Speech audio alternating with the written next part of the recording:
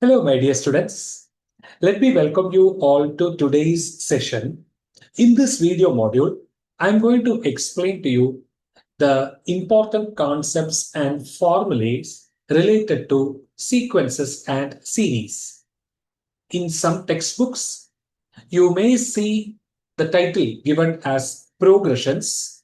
However, I shall be using the title as sequences and series throughout this video module. So let's get started with the session. Let me ask you all a very simple question. What is a sequence and how it is different from series? Or are they one and the same? Let's explore. I want you all to consider the numbers 3, 7, 11, 15, 19, 23, so on and so forth. These numbers, I am presenting them in front of you in that same order. Okay. Now, what we can observe here, do you see the numbers that I have presented in front of you? They follow a particular pattern. The first number, which sometimes I refer to as the first term, you see that it is equal to 3, right? Now, I can see that 3 plus 4, it's equal to 7. The result that I obtained, 7 plus 4, it's equal to the next number, 11, that I have presented there. You see that? Similarly, 11 plus 4, it gives you 15, the next number that I have presented in that series, right? In the same manner, I can see that this 15 plus 4, it gives you this 19. Similarly, this 19 plus 4, that gives you 23, so on and so forth. So this is the pattern aspect that I mentioned here. Okay. Now, if you observe those numbers that I have presented here very closely, you can see that these numbers, they are separated by the comma symbol, right? If so, then what you see in front of you, we call it as a sequence. The individual numbers, when they are separated by the comma symbol, they form the sequence. All right. Now, how is it different from the series? Let's explore. What is a series? Let me present in front of you the same set of numbers 3, 7, 11, 15, 19, 23, so on and so forth. Yes, you do see the pattern here. The first number, the first term, it's the same 3, and you can see that everything is the same. 3 plus 4 is 7, 7 plus 4 is 11, 11 plus 4 it's 15. But how this presentation, it is different from what you saw a few moments back. You can see that the individual numbers here, they are separated by the addition symbol, the plus symbol. Okay, so the set of numbers, if they are presented in this fashion, wherein the numbers, they are separated by the plus symbol, the addition symbol, then they form the series. Okay, so that's what you have to note here. And that's how the sequence and series, using this small logic, that they are different from each other. Okay, now I'm going to present in front of you the mind map. Okay, so in this segment, I'm talking to you about what are the various things that I am going to cover in this video module further, and also that you must be knowing before you are answering the questions. So, progressions or sequences and series, we are going to consider arithmetic progression, geometric progression, harmonic progression. We are going to consider these three progressions, the numbers presented in this AP or GP or in HP, either in the sequential or in the series format. Okay. Now, under arithmetic progressions, we will be exploring how to find the nth term of an arithmetic progression, the number of terms associated with an arithmetic progression, sum to n terms of an arithmetic progression, and also we will talk about the concepts related to arithmetic mean. Okay. Under geometric progression, we will be again discussing about how to find the nth term of a geometric progression, sum to n terms of a geometric progression, and the concepts related to geometric mean. Under harmonic progression, we are going to explore the relationship between arithmetic progression and harmonic progression. I shall cover that part. Then we will talk about what is this harmonic mean it's all about, and also the relation between the arithmetic mean, geometric mean, and harmonic mean we shall explore. Okay, so these are the main things that we are going to discuss further. So to start with, let's talk about arithmetic progression. What is this arithmetic progression all about? We say the quantities, they are said to be in arithmetic progression when they increase or decrease by a constant difference so as to get the next or the previous term respectively. This difference, I call it by one name, we call it as the common difference. Okay, so sometimes you see these quantities, they tend to increase by magnitude. Sometimes they tend to decrease also. Let's see. I'm going to consider one example here. Consider 2, 5, 8, 11, 14, 17, 20, so on and so forth.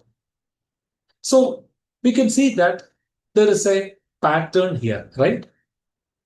The first term, what you are considering here, I will be now representing the first term as T1, term 1, T1, which sometimes I represent it using small letter a.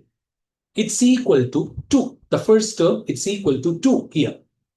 You can see that 2 plus 3, it's equal to 5. 5 plus 3, 2 plus 3, it's equal to 5. 5 plus 3, it's equal to 8. 8 plus 3, it's equal to 11. 11 plus 3, it's equal to 14, so on and so forth, right? So we see that pattern, that increase in that pattern when we are considering, we can see that each term, successive terms or consecutive terms, when you consider, they differ by 3 units. It's an increase that you see there. So we say the common difference D, it is equal to plus 3. Had it been the other way around, sometimes it can happen. I told you, right? We can see that the numbers, they may tend to decrease also. So it may so happen like it's 20, the first term, 17, the second term, 14, the third term. Like that, if the sequence is presented in front of you, then we can see the common difference, it will be equal to minus 3. Okay. So what I'm trying to say is that in this arithmetic progression, the difference between the nth term and the n minus 1th term, this difference will always be a constant. It will be the same. And this difference is what I say the common difference, which is represented using the letter D. Okay. Now, we can see that here the common difference is T. It's 3. It's showing an increase here. 2 plus 3 is 5. 5 plus 3 is 8. 8 plus 3 is 11, so on and so forth. Now, with the help of this series, I shall present in front of you some important tools using which you can handle questions based on arithmetic progression. The first one, like I mentioned in the mind map, how to find the nth term of an arithmetic progression. Tn, the nth term of an arithmetic progression, it's given by the formula a plus n minus 1 into d. We considered the sequence here 2, 5, 8, right? So I will present that sequence in front of you and explain 2, 5, 8, 11, 14, so on and so forth, right? So the first term here, it is equal to 2. The common difference, what you see here, that is equal to 3.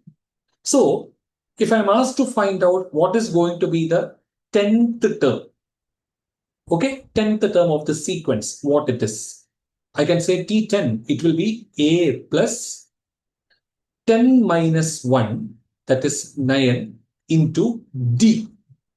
I can say this will be coming here as 2 plus 10 minus 1 is 9, 9 into 3. I can see that 9 threes are 27, 27 plus 2, it's equal to 29. So without writing all those numbers in that sequential form, by looking at the pattern and using this formula, the nth term of the arithmetic progression, it can be found out easily. Similarly, to find the number of terms in an arithmetic progression, we can use the formula, the number of terms n, it's equal to Tn minus T1 divided by D plus 1. That's nothing but the last term minus the first term upon the common difference plus 1. For example, we consider, right, 2, 5, 8, 11, etc. I wrote up to 29, just imagine. But I don't know how many terms are there.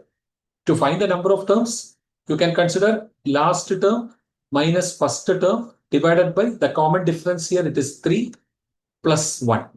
So you can see that 29 minus 22, sorry, 29 minus 2, it is 27. 27 upon 3, it's equal to 9. 9 plus 1, I can see it's equal to 10. So you can see that there are altogether 10 terms here. You got my point? So in this manner, to find the number of terms in an arithmetic progression, you can use the formula Tn minus T1 divided by D. This entire value, what you are getting here, it is incremented by 1. Okay, make a note of that.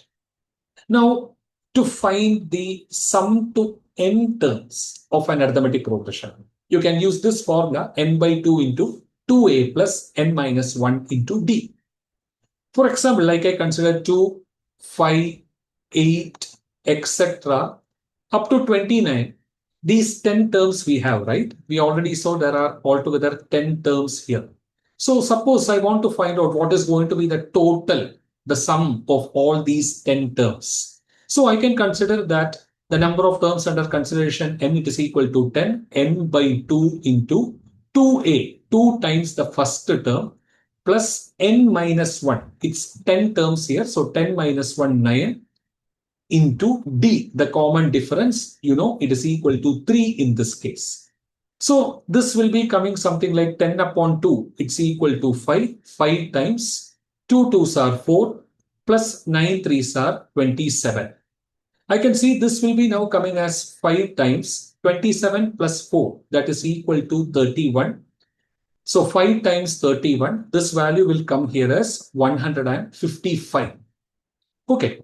So instead of writing all these terms and then adding them and then getting the total and all, it's not needed at all. Okay, using these formulae, easily you can find the sum to n terms. Okay, we can easily do it. Now, there is another formula that can be used for finding the arithmetic mean. Sorry, for finding the sum to n terms. There's another formula to finding the n terms. Arithmetic mean also we can find out. But for finding the sum to n terms of the progression, that is n by 2 into last term plus first term. So here we considered 2, 5, 8, etc. up to 29, right? So we can use this formula. Number of terms we consider, it is 10. So it is 10 by 2 into last term plus first term. So we can see that this is as good as again 31 into 5. I'm getting the same result here, 155. You see this? So you can use this formula also. Depending upon what or how the inputs are presented in the question, you can choose to use which formula or not. Okay, that you can take the decision. But these tools, please be aware of. So we have just covered how to find the nth term of an arithmetic progression, to find the number of terms, sum to n terms. There are two formulae as far as arithmetic progression it is concerned. Make a note of that. Now, geometric progression, what it is all about. The quantities, they are said to be in geometric progression or geometrical progression when the ratio of any quantity to the quantity that it follows, it's the same. The ratio we call it as, oh, it's a typo here. The ratio we call it as the common ratio. Okay. Now, let's consider the set of numbers here. 2, 6, 18, 54, 162, so on and so forth. Do you see a pattern here? Yes, you do. The first term, T1, which is sometimes represented using the letter A, the first term, it's equal to 2. You can see that here, 2 into 3, it's equal to this 6. 6 into 3, it's equal to this 18. 18 3s are 54. 54 3s are 162, so on and so forth. So, the common ratio, it's nothing but nth term upon n minus 1th term. That's what this common ratio it's all about. So it may be like the 5th term upon the 4th term, which will be equal to the 10th term upon the 9th term. Okay, like that, nth term upon n minus 1th term, when we are considering, that will be remaining the same throughout that sequence. And that's what we call it as the common ratio. So in this case, 3 is the common ratio. And that's what I'm once again presenting it here. 2 into 3, it is 6. That result into 3, it is 80. That result into 3, it is 54. So on and so forth. Okay, so I'll be taking this set of numbers again, 2, 6, 18, 54, 162 for explaining those tools pertaining to geometric progression, the important formulae that you must be knowing for solving the questions, the important tools. Like I mentioned in the mind map, to find the nth term of a geometric progression, the formula is a into r power n minus 1.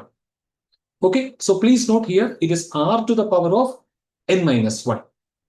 So if I'm considering 2 into 3 is 6, into 3 is 18, into 3 it is 54, so on and so forth, it goes like that. Suppose I want to find out what is the 10th term of this geometric progression.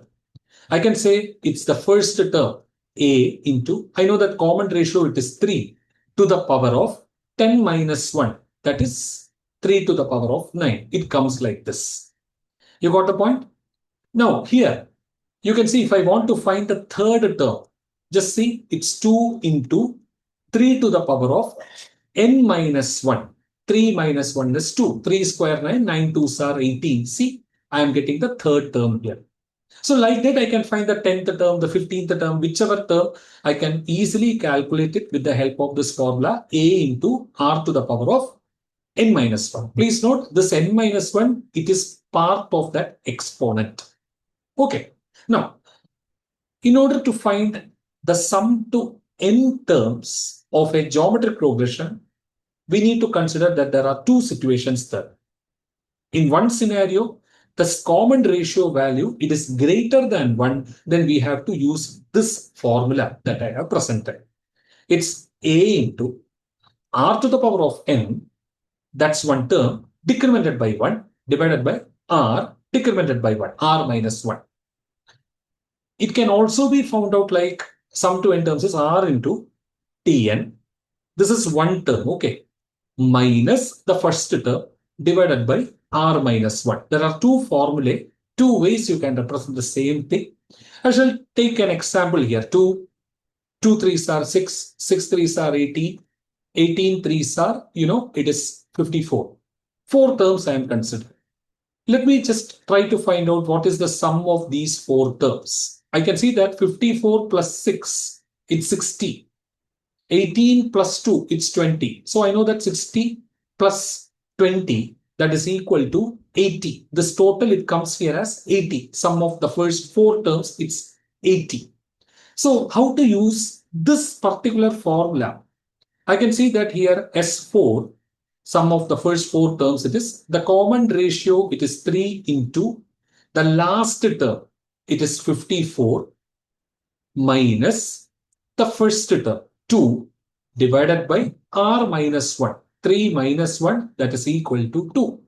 This can be further considered like it is 3 into 54 by 2, it is 27, right? 54 into 3 it is. So I can see that, sorry, 3 into 27, right? Minus 2 it should come. So minus 1 it will come. And what I'm doing is divided by 2, So 3 into 54 minus 2 divided by 2. I am dividing it as 3 into 54 by 2 minus 2 by 2 I am doing. So 3 into 27, that value, it will be equal to how much?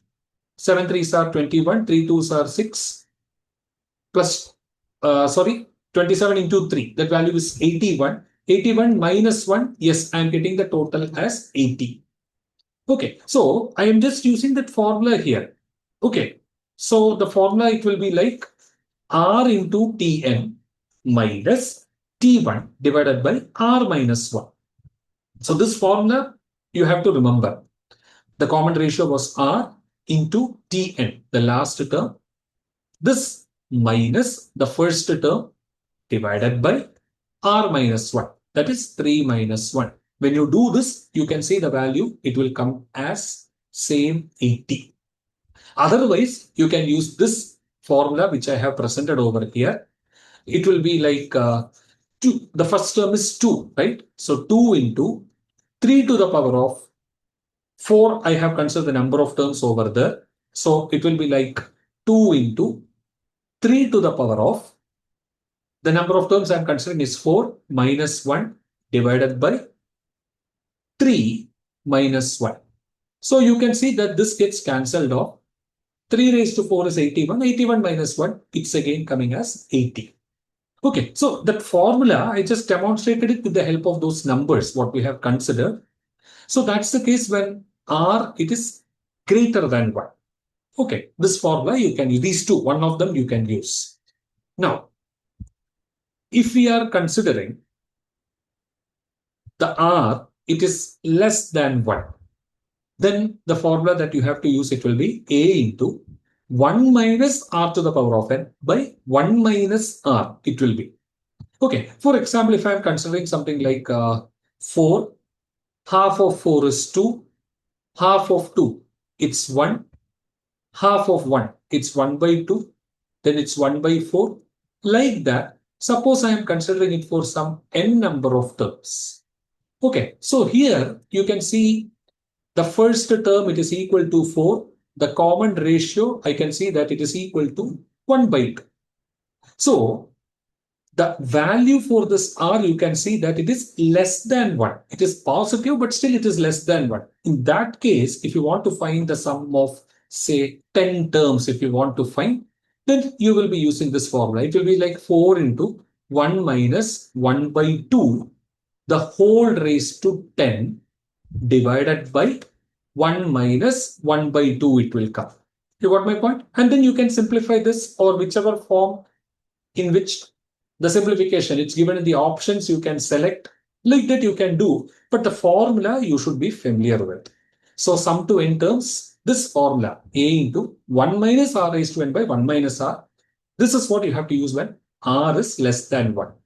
So kindly remember the difference here. For R greater than 1, we have two formulae. For R less than 1, we have got one formula over there. Make a note of the same. Now, we can see that there is a concept related to sum to infinity. The same sequence what I gave you. 4, half of that is 2, half of that is 1, 1 by 2, 1 by 4, 1 by 8. Let me say it continues in that fashion towards infinity. You can see this sequence, what I have presented here. The sequence, it's an infinite sequence. And that sequence, the value of the sequence, you can see that it converges to one value. You got the point? That is what you can see when I'm adding them, the total, it converges to one point. If I'm presenting it as a series, I can see that total it will be converging to one point, and that is nothing but sum to infinity. That sum to infinity is nothing but a by 1 minus r. You can see in this case, the first term it is equal to 4. You can see the common ratio it is equal to 1 by 2. So as we are considering this series, I'm adding all the terms, maximum number of terms that I can add, I'm just adding them. The sum of this particular series, it converges towards a by 1 minus r. I can say that value will be equal to 8. The sum, it converges to 8. That's what sum to infinity is. You can see that here very well. 4 plus 2, it is 6. 6 plus 1, 7. 7 plus 1 by 2, it is 7.5. And like that, you are adding the numbers to that 7.5 further. So you can say towards infinity, the total, it will converge to 8. Okay, so make a note of that. Now, let us talk about something interesting, arithmetic mean. That was there in the mind map, right? What is this arithmetic mean it's all about? The average of all the terms in this arithmetic progression, I can call it as the arithmetic mean.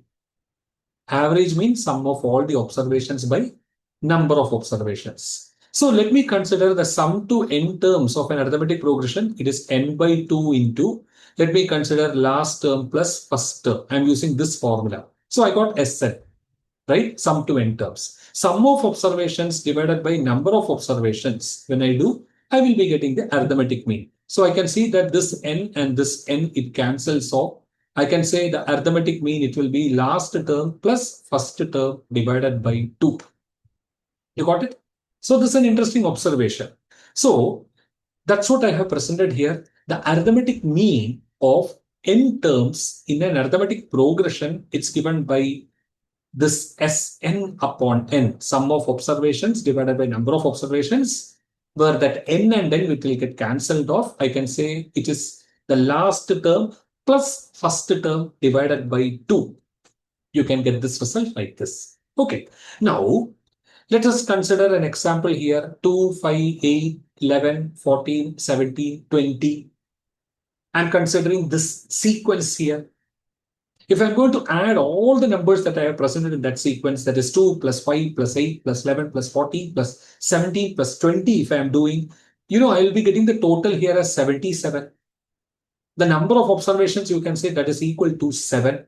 So the average, I can say, that is the arithmetic mean, I can say, it is equal to sum of observations divided by number of observations, 77 by 7, it is equal to 11. Okay, I have something more to talk to you here. You can see that the number of observations here, it is equal to 7. 7 is an odd number, right?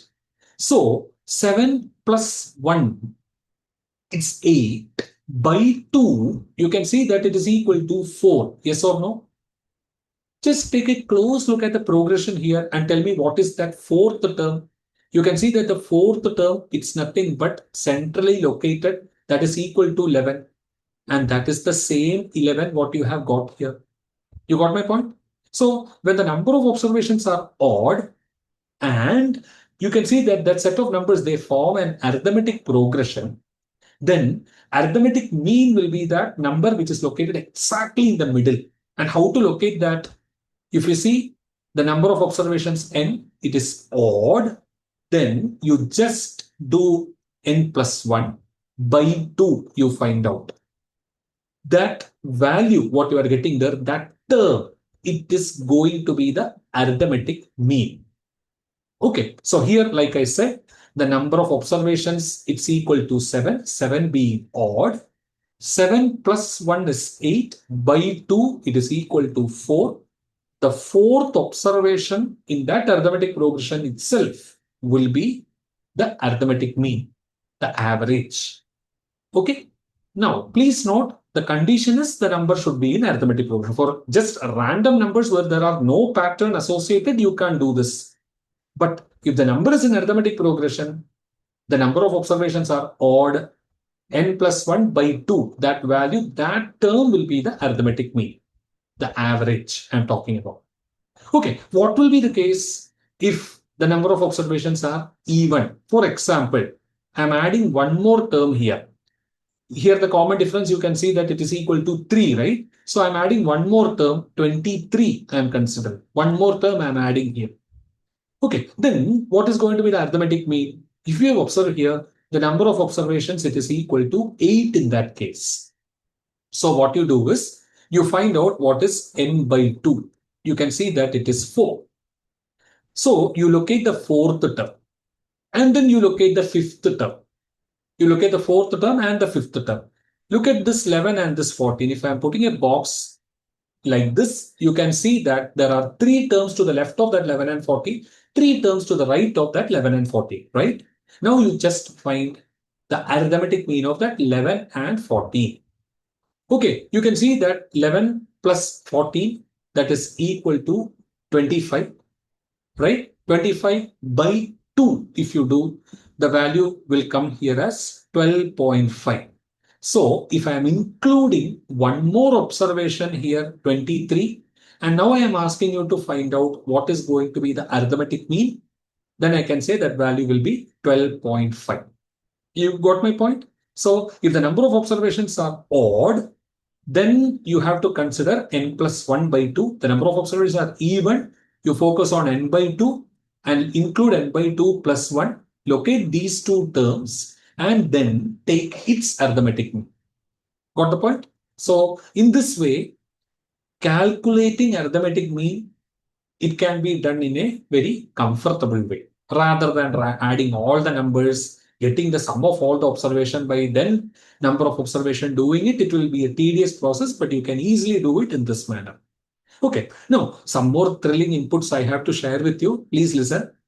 As a smart cut way, the same set of numbers, if I'm going to consider arithmetic mean, okay, so 2, 3, 4, 5, 6, 7, 8, 9, 10, 11, 12, 13, 14, 15, 16, 17, 18, 19, 20. Okay, suppose I am considering the numbers. There are 1, 2, 3, 4, 5, 6, 7. 7 observations are there. Okay, so if you want to find the arithmetic mean, one observation is you can consider 20 plus 2 divided by 2. Last term plus first term by 2. We already saw this. Okay, 20 plus 2 divided by 2. But just imagine I'm adding this 17 and this 5. The second term and the penultimate term. These two terms, 5 and 17, they are equidistant from either ends. 17 plus 5, it is 22 by 2. It's again equal to 11. Can I not see that this is 8 and this is 14? What is 8 plus 14? The third term from the left and the third term from the right you are considering. 8 plus 14, that's also 22. 22 by 2, you can see that it's again equal to 11. Yes or no? So in order to find this arithmetic mean, there is a smart cut. Arithmetic mean can also be obtained by considering any two terms which are equidistant from both the ends of the arithmetic progression. And then you take their average. Consider that 2, 5, 8, 11, 14, 17, 20, the average of the second term and the penultimate term. 17 plus 5, that's equal to 22. Divided by 2, it's also 11. The third term from the beginning and the third term from the end. These two terms, that is this 8 and this 14, they are equidistant from either end. Its arithmetic mean also will be the arithmetic mean of the series. Arithmetic mean of the sequence as such. Okay, so like this, using smart methods, you can find the average, the arithmetic mean. So in general, the average of the kth term from the beginning and the kth term from the end, they will be providing you the arithmetic mean, the average. Okay, the average of the kth term from the beginning and the kth term from the end, that average will give you the average of this particular sequence or that series as such. So this is going to be a very important input for you. Okay, now geometric mean. Here I have to talk to you three important points. If there are two terms here, A and B, their geometric mean, it will be nothing but square root of A into B. Okay. So this is the first result that you have to keep in mind.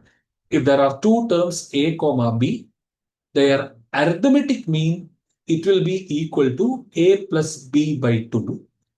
The geometric mean, it will be nothing but square root of a into b. Okay, that's a geometric mean. Now, suppose we are having three terms, a comma b comma c, and I say that these three terms, they are in GP. I'm telling you that they are in GP. Then understand B will be the geometric mean of all these terms involved. For example, I'm considering 2 threes are 6, 6 threes are 18. I can see that 6 square, it is equal to 2 into 18. That's what in letters or using variables, it's presented here. If A, B, C, they are in geometric progression, please note B square, it will be nothing but A into C. That's the case when three terms are involved or three numbers are involved, which are in geometric progression. I can say B square is equal to A into C. Similarly, suppose I'm considering that there are n terms and I say that these n terms, they are in geometric progression.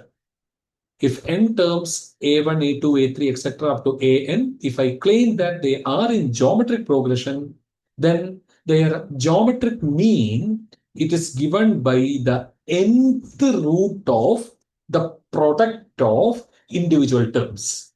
Nth root of a1 into a2 into a3 into etc. up to an. Read it as an, a subscript n. Okay. So the geometric mean will be the nth root of a1 into a2 into a3 etc. up to an. Suppose I am considering the terms as 2, 6, 18. 18 threes are 54. I am asked to find what is the geometric mean of these four terms. I can say it will be the fourth root of 2 into 6 into 18 into 54. So by prime factorization techniques and all, you can calculate the value and find out what is the fourth root and all. But this is the underlying logic that is there for calculating the geometric mean. Okay. So if you remember in the mind map, I talked to you about arithmetic progression, then geometric progression. The third one is harmonic progression. Let's talk about harmonic progression now. If I claim that A1, A2, A3, A4, these four terms up to n terms I'm considering, if I claim that they are in arithmetic progression, then 1 by A1, 1 by A2, the reciprocal I'm talking about, 1 by A1, 1 by A2, 1 by A3, 1 by A4, etc. up to 1 by an, I can say they are in harmonic progression.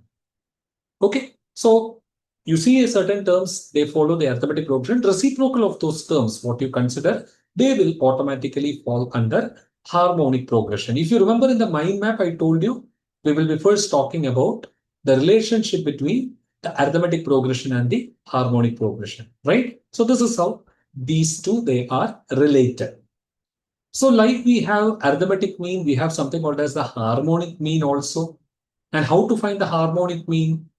If I claim that 1 by A1, 1 by A2, 1 by A3, 1 by A4, etc. up to 1 by N, they are in harmonic progression, then their harmonic mean is calculated using the formula N divided by that sum of those individuals, 1 by A1 plus 1 by A2 plus 1 by A3 plus etc. up to 1 by AN. So this is the formula that you will be using to find the harmonic mean. Got it. Now, we will just recollect a small result what we considered. Suppose you have two numbers A and B. I can see that the arithmetic mean, it will be nothing but A plus B by 2. The geometric mean, it will be nothing but square root of A into B. The harmonic mean, I will say it is nothing but 2AB divided by A plus B. I want you to make a note of these three short, simple formulae separately.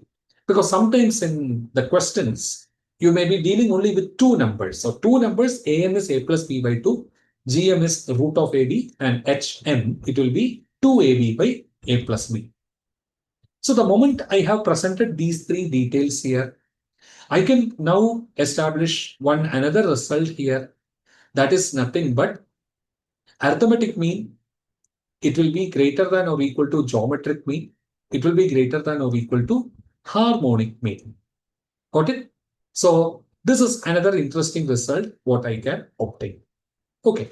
Now I can also establish a relationship between AM, GM and HM. Can you not see that GM square, it is equal to AM into HM? Don't you see that? Because if I take geometric mean square, root of AB square, you can see that is equal to AB, right? GM is root AB.